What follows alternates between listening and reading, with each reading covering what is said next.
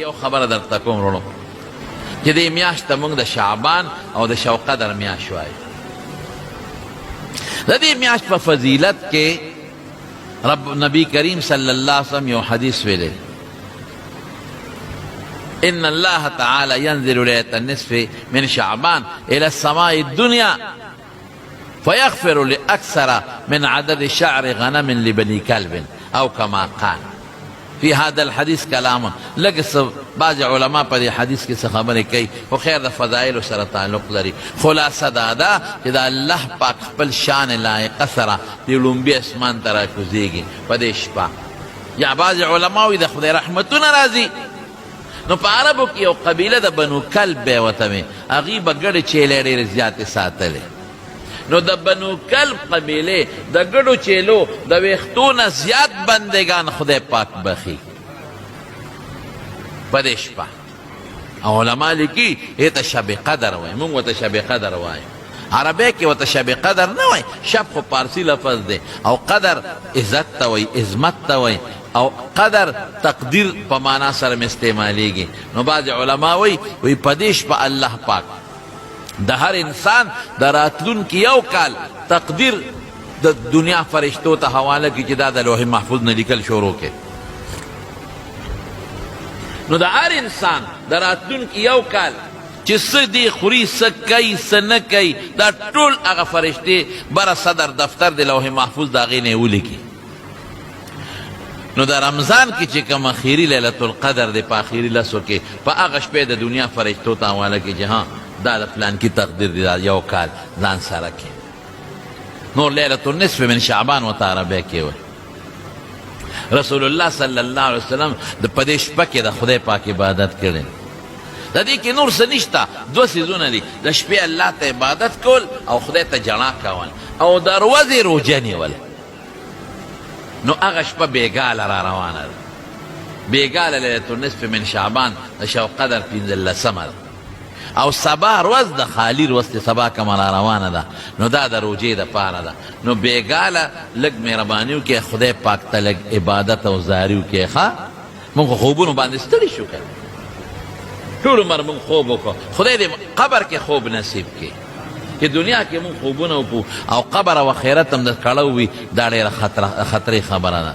نو لږ غوندې چې بخور دی نو بیا خوب کې، یا دوستان دی راشي خوب کې، یا په سفر دی نو بیا خوب کې، یا ناجوړی یا ښځه مور دی ناجوړی، پلار دی ناجوړی، نو شپه رونی که نه، نو الله دپاره هم لږه رونه که نو اخره شپه کې خیر دی، ټوله شپه کې نه، نو ځان ته ګنټي ودروه، اخره شپه کې پاسه تهجد وکړه، لږ خدای ته وجاړه، خدای ته عبادت وکړه. قسم دی الله په موږ ډېر مهربانه دی، موږ سره ډېرې ښېګړې کړي دي، موږ الله خوشحاله نه کړو. موږ د خدای شکر ادا نه کړو، خوشحالي خو وروستو خبره ده، په شکر هم الله خوشحاله.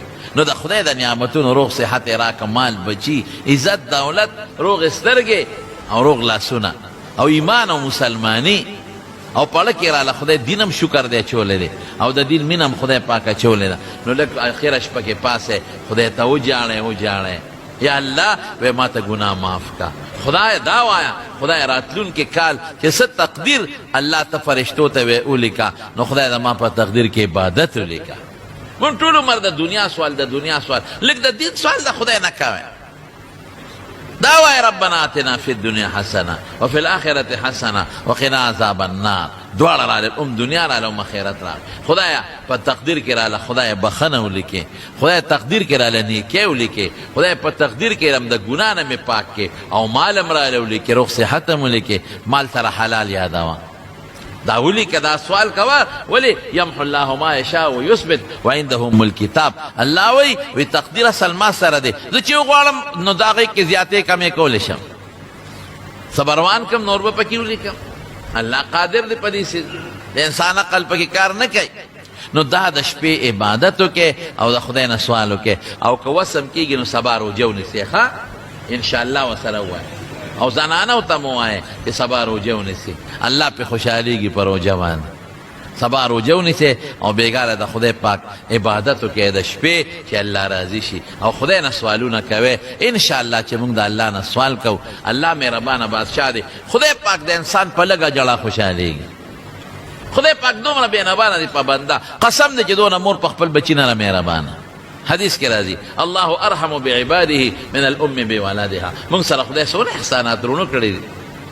قسم دې موږ د خدای چې دا په ځمکه ورته ورغلو که نه، نو د خدای د دغه یو نعمت شکریه نه شو ادا کولی چې موږ یې مسلمانان پیدا کړي. شکر دی مانځل هم راولي پړه کې راته واچوي چې بانګ یې ووایي هله جومات ته لاړ شه. ډېر خلک یې بانګ ووایي جومات ته مانځله سپېره نه ځي. دا راته خدای پړه کې واچوي.